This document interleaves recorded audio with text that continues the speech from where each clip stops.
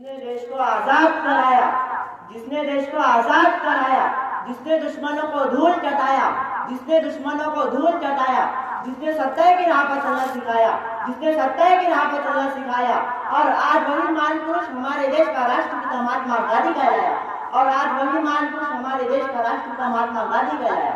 महात्मा गांधी ही एक अशी व्यक्तिमत्व होते, त्यांचे विचार आणि कृतींनी संपूर्ण जगाला प्रेरित केला होता।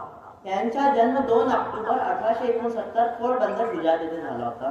त्यांचे पूर्ण नाव मोहनदास करमचंद गांधी असे होते, पण त्यांना आपुलकीने बापू किंवा राष्ट्रपिता म्हणून ओळखला जातो।